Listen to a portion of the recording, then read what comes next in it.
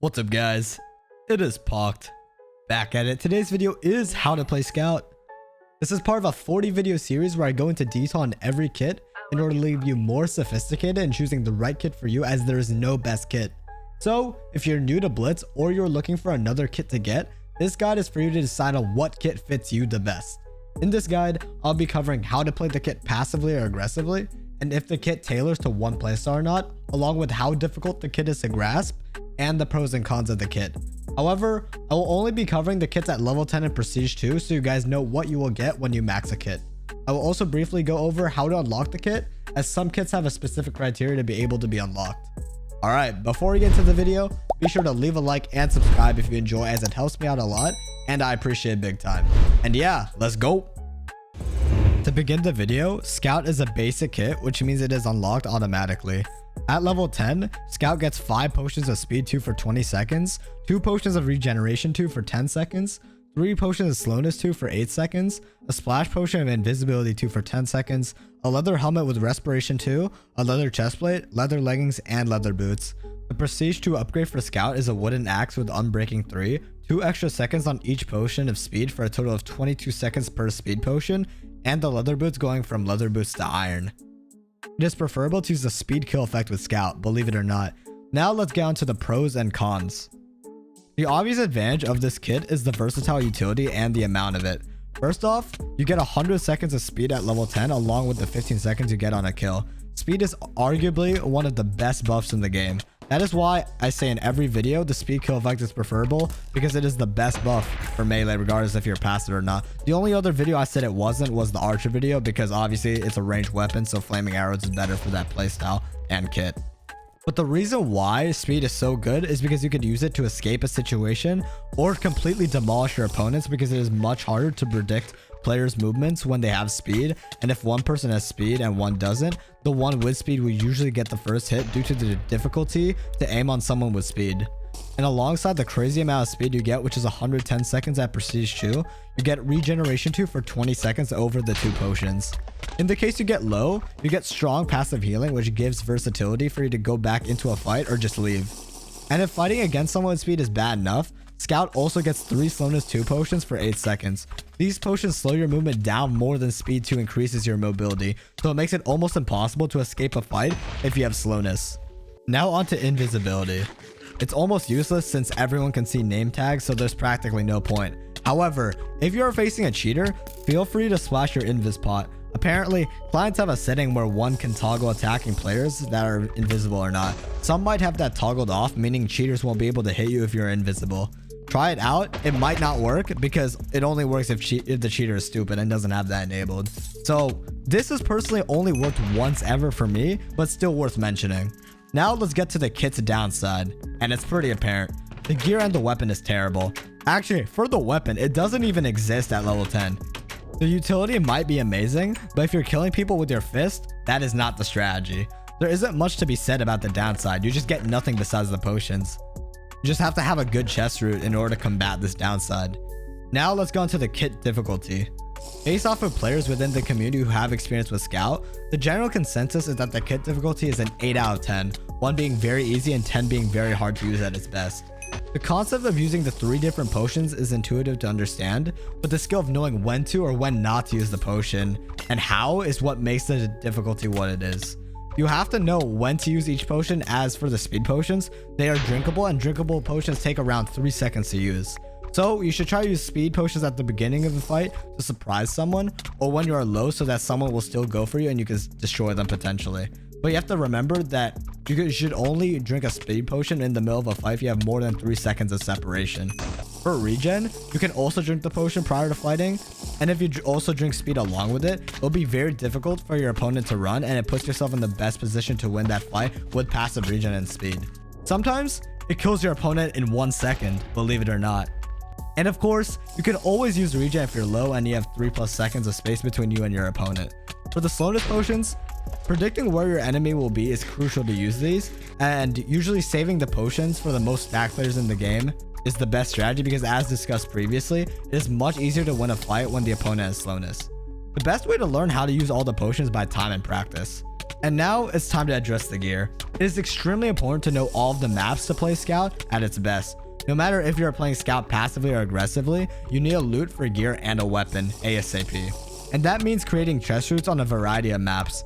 I'll suggest only playing Scout once you have a feel for the game, and remember every map a decent amount. That's it for the difficulty of Scout. Now let's get into what Scout is strong and weak against. First, Scout, it gets countered by kits that are range reliant, such as Slimy Slime, Ranger, and Necromancer. For Slimy Slime, the KB1 axe pushes the Scout away, and also, like I said previously, the slowness 2 potions that Slimy Slime provides practically is a direct counter to the speed buff, as with speed 2 and slowness 2, you're actually a little bit slower than just running around. And for Ranger, well, honestly, Ranger is just broken, so just a punch 2 just keeps the Scout away, and you have to keep burning utility just to get even close to the Ranger, and if the Ranger has good bow aim, then you're practically toast. And for Necromancer, its mobs and its punch bow make it extremely difficult for a Scout to get near them, so these are probably direct counters to Scout. And for what Scout counters, it doesn't necessarily counter any kit. That doesn't make Scout bad, don't get me wrong. It's just a kit that enhances your own fighting with its buffs, and it's just good overall. This is exactly like Meat Master, as it just amplifies your PvP, but unlike Meat Master, it's with constant speed and slowness, along with the ability to recover your health with regen. And that's it for Scout. Let's get into the gameplay on how to play Scout passively and aggressively, and which playstyle is better. Alright, so we are here in the passive gameplay. In my opinion, this is the right way to play Scout. However, you can still play it aggro. It's kind of like Knight, where it's like you're dumb to play it passively. You gotta play it aggro, but not really, because aggro could be semi-viable, but it's inconsistent. I'll explain later. But basically, the goal with Scout is to have a chest route, like I've said several times. You gotta get a weapon, you gotta get a rod, you gotta get all the gear necessary. And the best way is to know all the maps and create something that works for you. So I'm not gonna lie, my memory's kind of trash, so.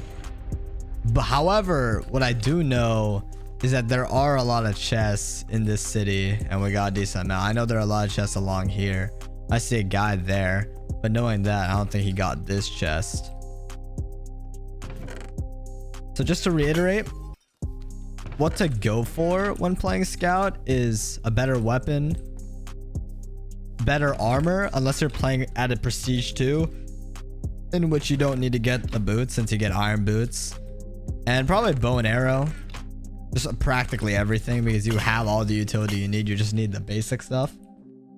So yeah, I'll be back once I'm done looting. All right, considering that's 30 seconds until Blitz Star, mid game is practically ending, so it might be best to like go for people with speed with the gear you have. So I see this guy down here. He's on 6 HP. I'm just gonna clean him real quick. And there you go. Because if you can't find a better weapon, right? If you can't find a better weapon by like 30 seconds to Blitz Star, around that, it's not that specific, just like end of mid game, then you might as well just try to go for cleans. So yeah.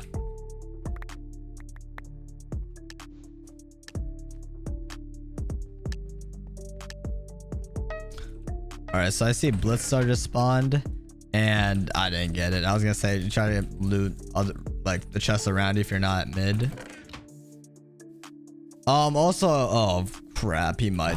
Oh, what the heck? That was not called for. All right, but what I was gonna say is, it might not be best practice to go away from mid 30 seconds before Star because you want to contest Star.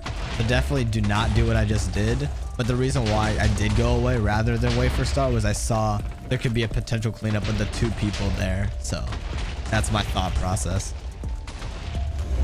At this point in the game, you can feel free to like loot for an extra gap, loot for a bow. But honestly, like obviously this is the passive play style, but honestly I would urge you to like go for people at this point. You have all the utility you need to win almost every fight.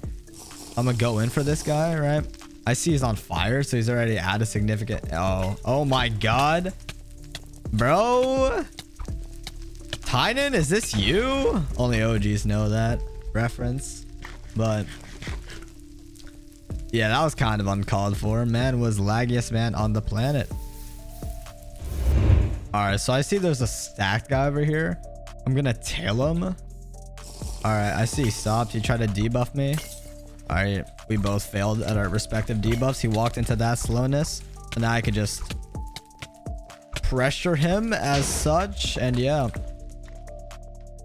a good tip was once you splash someone with slowness, like try to back up and go in, back up, go in, so that they're unable to hit you, you know?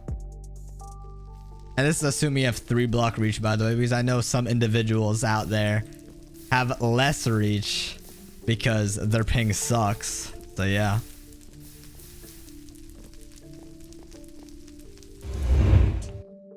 So you see this DM, right? Like, considering the players, I would just speed on literally everyone. Like, come on now. Like, you know the vibes. Boom. And then bam. However, what I would like to do is address something. If there's one stacked guy or both of them are stacked, right? Like, try your best to preserve your utility as much as possible. You never know when you need it. Like, if this DM were to have a border, right? You could camp the border and drink your regen. You have 10 seconds of regen too. Like, that would like easily save you from any border damage, and you're able to go back in once they're done fighting. You can clean up. So yeah, let me just finish this real quick. Boom, bam, bop, bada bop, boom, pow. All right, guys, here is how to play Scout aggressively. There are 3 key differences. The first thing is, like, you loot, but you loot for a weapon and a weapon only. Like the armor and a rod could like go to hell or something like that. Like, it doesn't matter when you're trying to play Scout aggro. The second thing is that you're gonna use the utility throughout the match. Like you usually, as a passive player, and honestly how a Scout should be played, is you save all that utility for DM or late game, so that you're able to like guarantee the win for most cases, unless they're cheating, of course. Or yeah.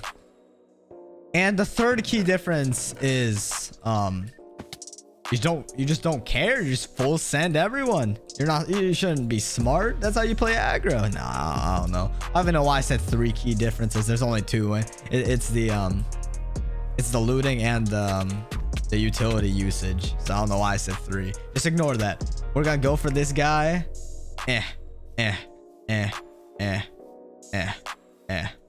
All right, well, there we go. Oh shit, he was a Rambo, bro. I thought he was just like homeless or something. My bad, bro. Let's just keep going here. I'd also like to address the speed kill effect. Like, it's good whether you're playing it oh no. Oh wait, he's lagging out. That's pretty awkward. I don't know what that was, but yeah. The speed kill effect is just good whether you're playing it passively or aggressively. Like, you could decide to use the regen or resistance kill effect when playing aggressively, because you're usually gonna like drink speed pots before the round. Like, I don't know, I still find speed to be viable either way, and speed 100% in like what do you call it, when you're playing passively, because like when you're killing one of the guys in DM and you get speed, you wouldn't need to use like 3 seconds to drink it. So all right, I'm gonna just go for this guy. This guy does not want the smoke. He's gonna pally pot. Where's the pally pot, sir? You're supposed to, oh, he's Reaper, never mind. Damn, bro, this guy's crazy with it, bro. Sheesh.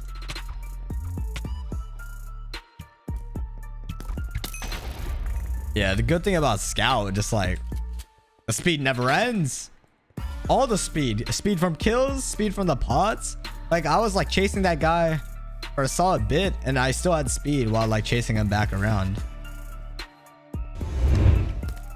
All right, here's how to play DMs with Scout. Use all your utility on the stacked guy. I'm pretty sure it's pretty obvious who the stacked guy is. So free speed, pre-regen, you know the vibes. I mean, bro, if you're just gonna let me... Oh, he's just gonna run to the other guy. Interesting.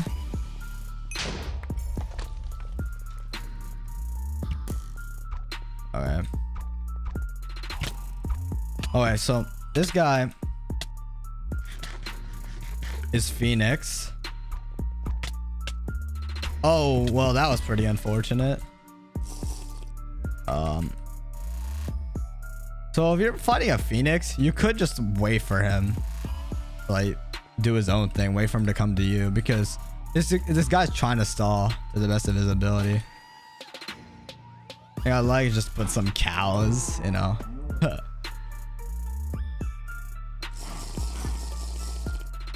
Oh my god, bro. This guy, bro. Yeah, I mean, I don't like how he's playing, but whatever, I guess. You can do that if you want, but like, yeah. You could have gone for him, or you could just wait him out. Either one would have worked. All right. Yeah, that's practically it. All right. So what is the best way to play Scout? And that is passive. You might ask why? Because, you know, you've seen both of, like, what do you call it? You've seen both of the gameplays, right? Playing it aggressively and not actively looting is a lot more risky, because sometimes you're not able to get the things you want. In that instance, I got gear and a stone sword, so I was pretty lucky. But if you were to always play Scout aggro, then like more often than not, you're just gonna have bad gear and just drop. So I would say passive is just the best strategy. Like aggro, like I said, aggro can work. It's just so much more inconsistent than playing Scout passively. Playing Scout passively usually guarantees you the win, unless like shit goes very sideways, you know? So yeah, that's my take on Scout, and let's get into the outro. All right, guys, that is the end of the video. If you enjoyed it, be sure to leave a like and subscribe if you're new. I'll see you guys in the next one. Peace out. If a nigga talk too much, I gotta blame him. I wonder where the hate come from. Gotta be a dumb undercover someone. You one of my children? Is it the paper, the moolah, the haters, the rumors, the leaked news of me and your shorty in Kama Sutra? I might just shoot you, guns blazing, my little Ruger. It's not a blooper. In the Honda, I just maneuver.